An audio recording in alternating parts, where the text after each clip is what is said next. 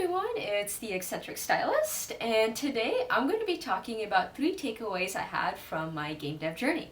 So just a full disclaimer, personally I believe there is no one-size-fits-all for game dev, or just any projects in general, so I do like to believe you should do what works best for you.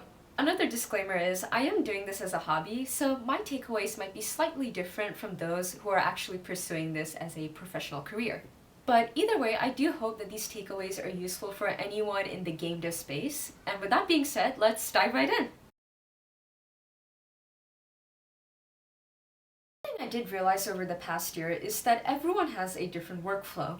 Now, this could boil down to simple personality preferences. Are you more spontaneous, or do you prefer planning things out? Either way, the workflow would definitely differ depending on your answer to this. Personally, I am more of a spontaneous person, which is why I didn't necessarily do too well with rigid tasks and kind of planning things out days in advance. What I rather found out works best for me is jotting down all these impending tasks and choosing certain ones to work on depending on my mood for each day. In order to maintain consistency for myself, I did try to choose the same amount of tasks every day. So even though this means I'd be working on varied tasks, I would choose at least 3 or 4 every day to work on. On the flip side, there are also a lot of indie devs who do prefer to plan things out. Now, for those that I've talked to, they did actually mention they fare well with tools like Trello or Jira, and pretty much anything that is actually used for sprint planning. So one of the indie devs that I've talked to actually mentioned that she likes to plan out her weeks every Sunday for her game.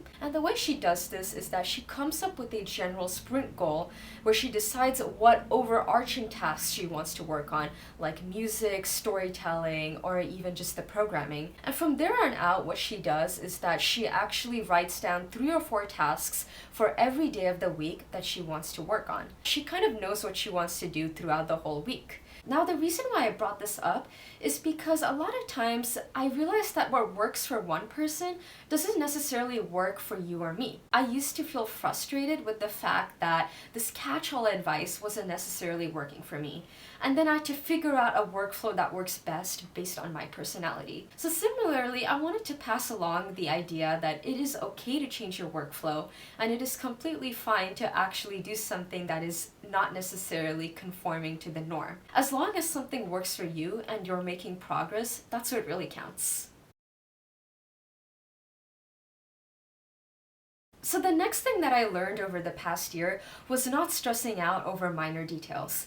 Now, this one was a really tough one for me just because I come from a programming background. So a lot of times we did have to debug massive amounts of code, we had to look through minor details, figure out what was going wrong, and at the end of the day, we really wanted to make sure that our code was perfect, if not at least near perfect. Now, unfortunately, this mindset is very easy to take to the extreme, where you don't focus on the details, but rather you focus on becoming a perfectionist. Now, I'm not saying don't put your best foot forward and don't put your best effort in. At the end of the day, you want to be proud of your work. What I am saying is don't stress over the details to the point where you feel anxious about them. One example I do like to give is actually my own artwork. A lot of times I used to be very stressed out about it, where I was focusing on the strokes all the way to the very tiny pixels, and I tried erasing these stray pixels so the player would probably not even notice. But what actually helped me out surprisingly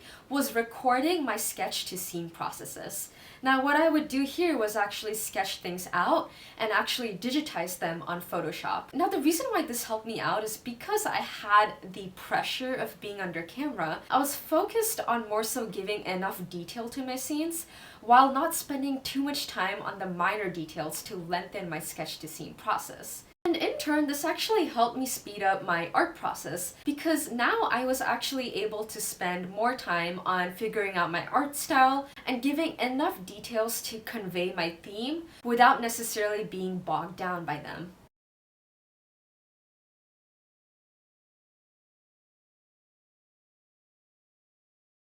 So my last piece of advice is something that is probably stated for all kinds of hobbies, but it is to have fun. Now, this is a very important thing as much as it is overstated. The reason why I say this is because hobbies are often a place for a creative outlet or a way to have fun and explore new things. But a lot of times, if we do treat the hobbies the way we treat mundane tasks or chores, it can very much have the same moods associated with them. Which is why when I got stressed out about something I was working for under my game, I would either A, immediately shut down the computer and just take a small nap, or B, I would just switch tabs and watch some SpongeBob, because that is what honestly makes me happy and even calms me down. In a similar vein, I just find it really important to have something to take you away the moment that you're stressed out from your hobby. Because you don't want to see your hobby as something that brings you unhappiness or something that brings you anger or frustration. Rather, it should be a place where you find calmness and happiness and peace. So this is why I encourage anyone who's interested in the video game space